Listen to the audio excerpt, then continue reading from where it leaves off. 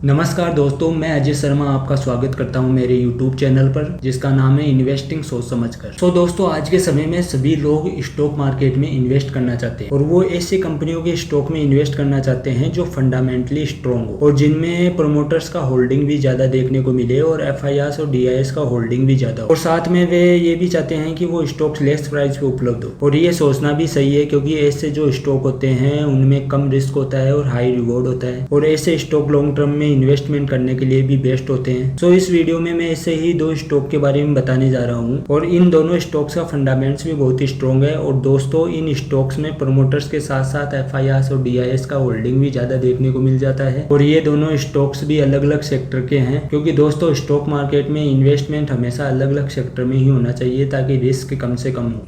दोस्तों, first company है जिसका नाम है टाटा स्टील, जिसका recently share price around 158 rupees के आसपास है और पिछले 5 सालों में इस स्टॉक ने अराउंड 245% के आसपास रिटर्न दिए हैं। इसके बिजनेस की बात करूं तो दोस्तों Tata steel one of the most diversified integrated steel producer in the world है। दोस्तों, टाटा स्टील का बिजनेस इंडिया के साथ साथ यूरोप और साउथ ईस्ट एशिया में भी देखने को मिल जाता है। उसके बाद इसके फंडामेंटल की बात करें तो दोस्तों कंपनी का market cap almost 2 lakh crore के आसपास देखने को मिलता है। इसका PE रेशियो भी 30 के आसपास है। और दोस्तों इसके कैपिटल एम्प्लॉयमेंट और रिटर्न ऑन इक्विटी की बात करें तो कंपनी का ROCE अराउंड 7% के आसपास देखने को मिल जाता है और इसका रिटर्न ऑन इक्विटी ऑलमोस्ट 6.5% के आसपास देखने को मिलता है। और दोस्तों इंडिया में स्टील सेक्टर की टॉप कंपनियों में दूसरी सबसे बड़ी कंपनी टाटा स्टील है। और इसके बैलेंस शीट को देखें तो दोस्तों इस कंपनी के पास मार्च 2024 में अराउंड 90,000 करोड़ के आसपास रिजर्व देखने को मिल जाता है। इसके साथ 87,000 करोड़ का ब्रोइंग भी देखने को मिल जाता है। दोस्तों ये एक ऐसा सेक्टर है जहां पर आपको डेट्स ज्यादा ही देखने को मिलेगा और कंपनी का OPM भी 10 का है। और कंपनी के क्वार्टरली रिजल्ट की बात करें तो मार्च 2024 में कंपनी की 58,000 करोड़ की सेल देखने को मिल जाती है और कंपनी के नेट प्रॉफिट को देखें तो मार्च 2024 के क्वार्टर में अराउंड 500 करोड़ का नेट प्रॉफिट भी देखने को मिल जाता है। लेकिन कंपनी का ईयरली प्रॉफिट यहाँ पर नेगेटिव देखने को मिल रहा है। लेकिन दोस्तों यहाँ पर आपको घबराने की जरूरत नहीं है क्योंकि जब आप टाटा स्टील के पिछले कुछ सालों के ईयरली रिजल्ट देखते हैं तो दोस्तों 2017 में भी कंपनी लॉस में थी, लेकिन कंपनी ने कमबैक किया और 2018 में कंपनी को 17,000 करोड़ का प्रॉफिट हुआ और फिर कंपनी ने कंटिन्यू प्रॉफिट दिया। और वर्ष 2022 में तो कंपनी का अनएक्सपेक्टेड 41,000 करोड़ का प्रॉफिट भी देखने को मिल जाता है। दोस्तों कंपनी के क्वार्टरली रिजल्ट पे नजर रखिए क्योंकि कंपनी शानदार कमबैक करती है और प्रॉफिट भी दिखाती है। और कंपनी के शेयर होल्डिंग पैटर्न की बात करें तो जून 2024 तक प्रमोटर्स के पास अराउंड 33% के आसपास होल्डिंग देखने को मिल जाती है और FIRs के पास भी ऑलमोस्ट 19.6% के आसपास शेयर होल्डिंग है और DIS के पास 23.3% शेयर होल्डिंग देखने को मिल जाती है। पब्लिक की बात करें तो पब्लिक के पास भी अराउंड 23.6% शेयर होल्डिंग है। पब्लिक के पास शेयर होल्डिंग FIRs और DIS के कंपेरिजन में थोड़ा ज्यादा देखने को मिलता है। उसके बाद सेकेंड कंपनी की बात करेंगे जिसका नाम है इंडियन रेलवे फाइनेंस कॉर्पोरेशन यानी IRFC।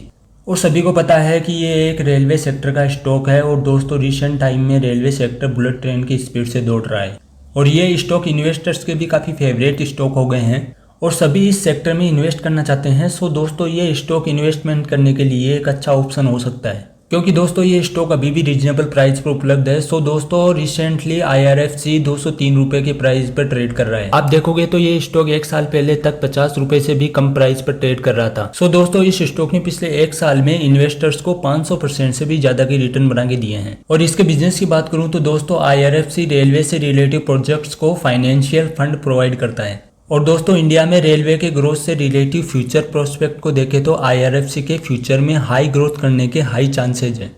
दोस्तों ये स्टॉक आपके पोर्टफोलियो को स्ट्रॉन्ग बनाने में अहम योगदान दे सकते हैं। और इसी के साथ कंपनी की बैलेंस शीट देखें तो कंपनी के पास अराउंड 36,000 करोड़ के रिजर्व देखने को मिल जाते हैं। और कंपनी के बोरोइंग की बात करें तो कंपनी का बोरोइंग यहाँ पर बहुत ज़्यादा देखने को मिल रहा है क्योंकि IRFC प्रोजेक्ट एसेट्स को फंड करने के लिए लीज का रास्ता अपनाता है।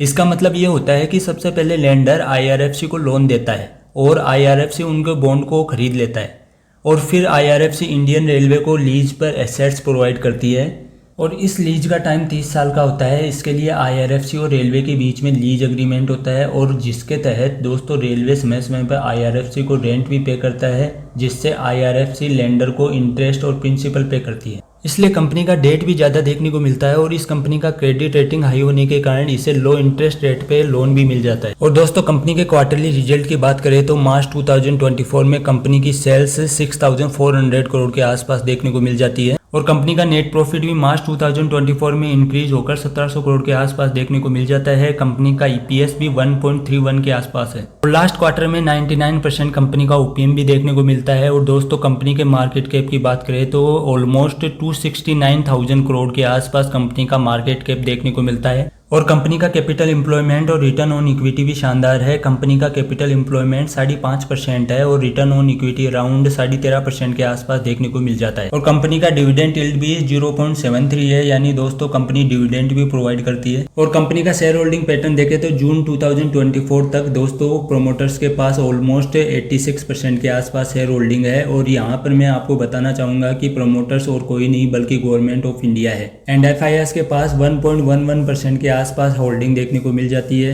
और उसके बाद डीआईएस के पास 1.08% के आसपास शेयर होल्डिंग है। एंड पब्लिक की बात करें तो पब्लिक के पास ऑलमोस्ट 11.5% के आसपास शेयर होल्डिंग देखने को मिल रही है। सो दोस्तों IRFC long term investment purpose से एक शानदार कंपनी है और ये कंपनी फ्यूचर में अच्छे रिटर्न प्रोवाइड करा सकती है। तो दोस्तों इस कंपनी को आप अपने रडार पर रख सकते हैं और स्टडी कर सकते हैं। सो दोस्तों आज का वीडियो यहीं पे समाप्त करते हैं। वीडियो अच्छा लगा हो तो लाइक करिएगा, शेयर करिएगा और प्लीज़ सब्सक्राइब कर लीजिएगा। Thank you so much.